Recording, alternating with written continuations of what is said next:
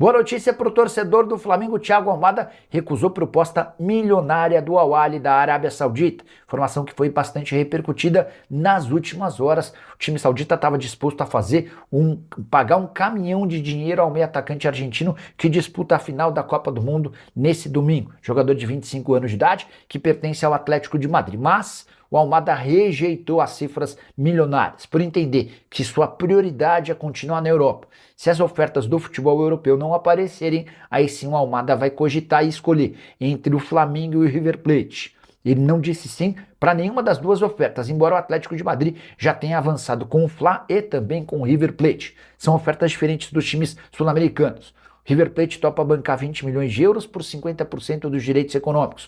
O Flamengo assinou com 30 milhões de euros, mas ficando com um percentual maior do que esses 50%. Essa definição não deve acontecer tão cedo. Independentemente de ser campeão ou não nesse domingo, é possível que o Almada tire uns dias de férias e aguarde por propostas da Europa. A janela por lá está só começando, então não imagine um desfecho positivo rapidamente, a menos que o Almada perceba que não vai ter propostas do exterior.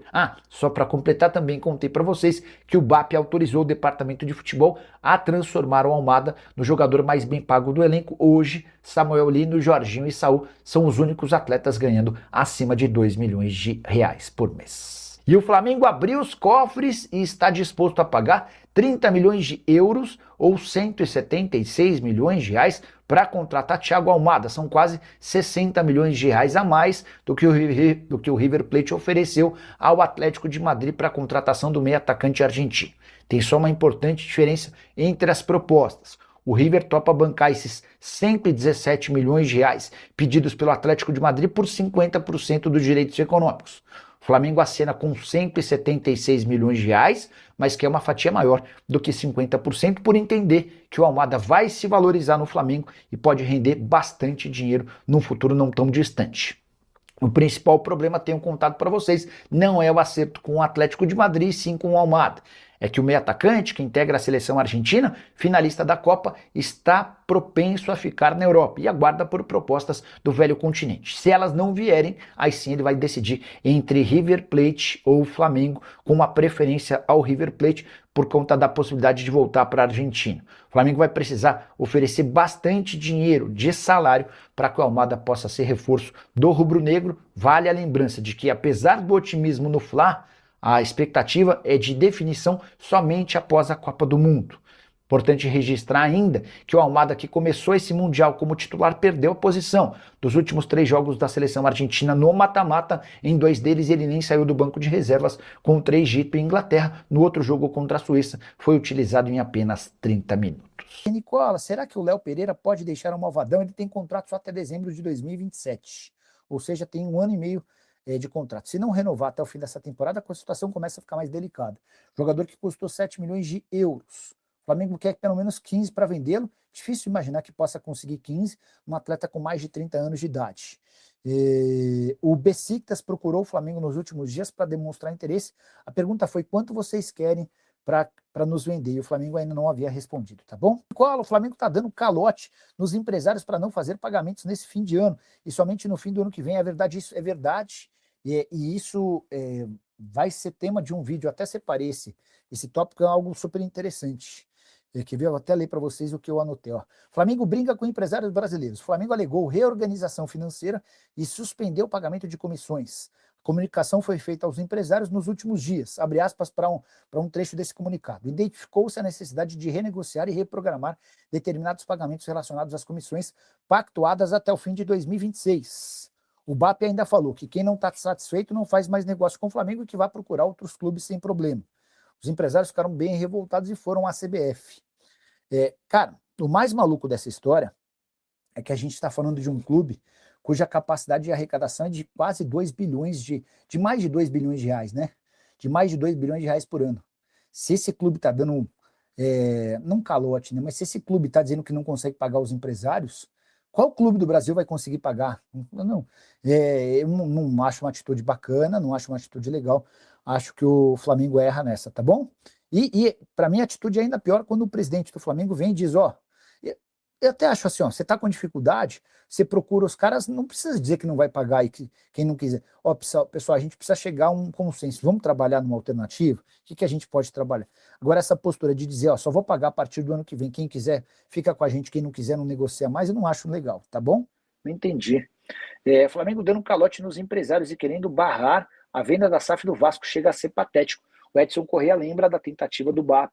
Mas, cara, o BAP tem umas coisas que, o BAP está tentando impedir que a SAF do Vasco seja vendida ao Marcos Lamarca, tá bom? Pediu ao Mônaco para contratar Everton Araújo e o BAP aceita vender. O Kleber, eu confesso que eu me surpreendi com essa notícia, porque eu conversei com o Thiago Escuro, que é o executivo de futebol do Mônaco, alguns dias atrás, e perguntei, e aí?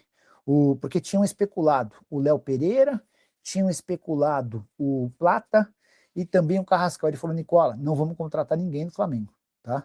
Então foi o executivo de futebol brasileiro do Mônaco cravando que não vinha ninguém do Flamengo para o Mônaco, tá bom? Nicola, achei uma cagada no Mengão renovar com o Alexandro. O contrato acabava no fim desse ano e foi estendido por mais um ano. O Danilo também tem proposta de renovação, o Danilo é que ainda não definiu essa renovação. Cara, não são jogadores baratos, tá? O Alexandro ganha na casa de 1.800.000 por mês, o Danilo deve ganhar na casa de 1,2, 1,3 milhão de reais por mês. A gente não sabe o tamanho do peso desses caras no dia a dia, de treino, de exemplo, de conversa com os caras, enfim.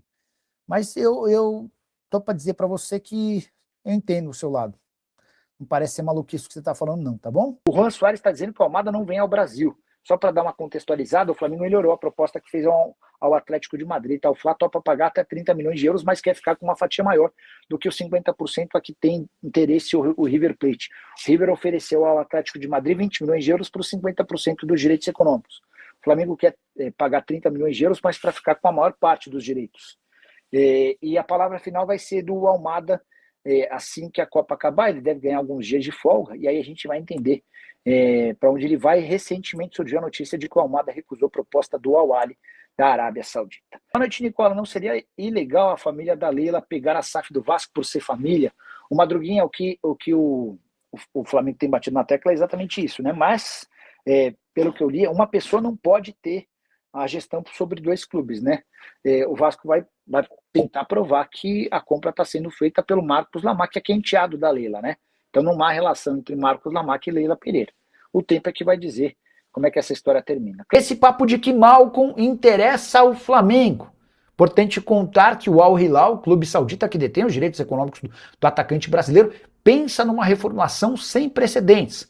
Marcos Leonardo já deixou o clube e foi jogar no Ajax. Malcom, Benzema e Darwin Núñez podem ter seus contratos rescindidos. A ideia do Al Hilal é fazer uma enorme reformulação do elenco, abrindo mão dos jogadores mais caros, e olha que o Benzema foi recentemente contratado. E diante desse cenário de rescisão amigável do contrato do Malcom, passaram a especular que ele poderia virar reforço do Flamengo, até porque na metade da temporada passada houve um contato de dirigentes do Flamengo com o Malcom. Na oportunidade, a coisa não avançou diante da pedida do Al Hilal e do salário do atleta de algo na casa dos 10 milhões de reais por mês. Existe a chance de o Malcom virar reforço do Flamengo caso as negociações para rescisão do contrato aconteçam na Arábia Saudita? Antes de gravar esse vídeo, consultei o staff do jogador e posso assegurar que o Malcom não pensa em voltar para o Brasil tão cedo. Ele entende que ainda há caminho para percorrer no exterior. E o mais natural é que ele continue ou no Oriente Médio ou vá jogar na Europa. As 4 possibilidades mais reais para o Malcom hoje são Fenerbahçe e Besiktas, ambos da Turquia, Al Sadd do Catar, onde alguns dos atletas da agência que representa o Malcom já estão, entre eles o Claudinho, além do Al Ahly da Arábia Saudita.